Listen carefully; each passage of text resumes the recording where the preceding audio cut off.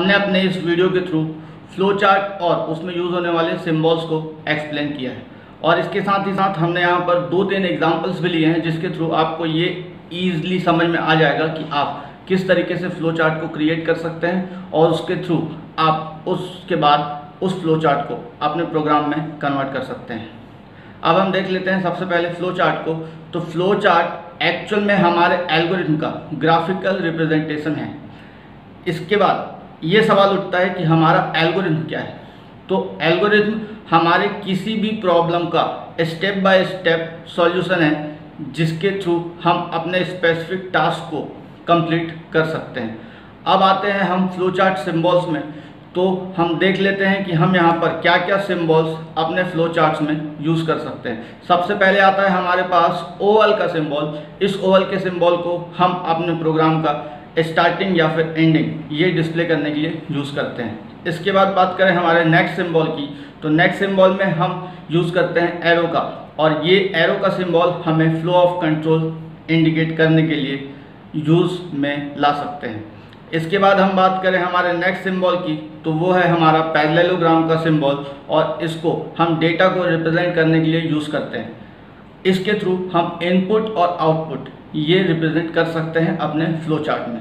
Next symbol की बात करें तो हमारे पास आता है रेक्टेंगल का सिम्बॉल, और ये हमें हमारे प्रोग्राम के अंदर या फिर हमारे फ्लो चार्ट के अंदर प्रोसेस को इंडिकेट करने के लिए यूज़ किया जाता है। अब हम नेक्स्ट सिम्बॉल को देखें तो हमारे पास ये सिम्बॉल है डायमंड का सिम्बॉल, और इस सिम्बॉल को हम कंडीशन मेकिंग के लिए यूज़ कर सकते हैं। अब हम देख लेते हैं अलग अलग एग्जांपल्स के थ्रू कि हम इन फ्लो चार्ट्स को किस तरीके से क्रिएट कर सकते हैं। सबसे पहले अगर हम बात करें सीक्वेंस कंस्ट्रक्ट की, तो हमको ये पहले से ही पता है कि सीक्वेंस कंस्ट्रक्ट में हम हमारा जो भी स्टेटमेंट होगा उसे हम सीक्वेंसली एग्जीक्यूट करते चलते हैं। मीन्स हमारा स्टेटमेंट नंबर 1 सबसे पहले एग्जीक्यूट होगा, फिर स्टेटमेंट नंबर 2, फिर स्टेटमेंट नंबर 3। अब अगर हम बात करें इसके एग्जाम्पल की, तो एग्जाम्पल में हमारे पास हमने यहाँ पर एक प्रोग्राम लिया है। इसके थ्रू आप समझ सकते हैं कि आप किस तरीके से फ्लो चार्ट को क्रिएट करेंगे। अगर हम बात करें किसी भी प्रोग्राम की, तो हमारे पास 3 इंपॉर्टेंट चीज़ें होती हैं। सबसे पहले हमारा इनपुट, उसके बाद आउटपुट, हमारा प्रोसेस, फिर उसके बाद उसका आउटपुट। अगर हम देखें तो हमने यहाँ पर इनपुट में ए और बी लिया, प्रोसेस में दोनों को ऐड किया है, mean sum is equals to A plus B, फिर उसके बाद फाइनली आउटपुट में सम को यहाँ पर डिस्प्ले किया।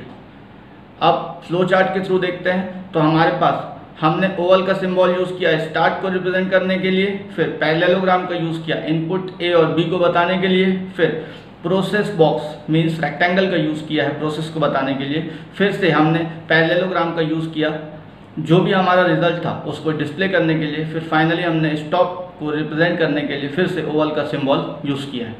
इसके बाद हम देखें सिलेक्शन कंस्ट्रक्ट को, तो सिलेक्शन कंस्ट्रक्ट में हमने यहाँ पर डायमंड सिंबल को डिस्प्ले किया है। इसके थ्रू आप कंडीशन मेकिंग कर सकते हैं, या तो हमारा कंडीशन ट्रू होगा या फिर फॉल्स। अगर हमारा कंडीशन ट्रू होता है तो हमारा कोर्स ऑफ एक्शन हमने जो डिफाइन किया है वो एग्जीक्यूट होगा, या फिर अगर हमारा कंडीशन फॉल्स होता है तो हमारा another course of action execute होगा। अब हम इसको देख लेते हैं एग्जाम्पल के थ्रू कि हमने इसका रिप्रेजेंटेशन किस तरीके से किया है।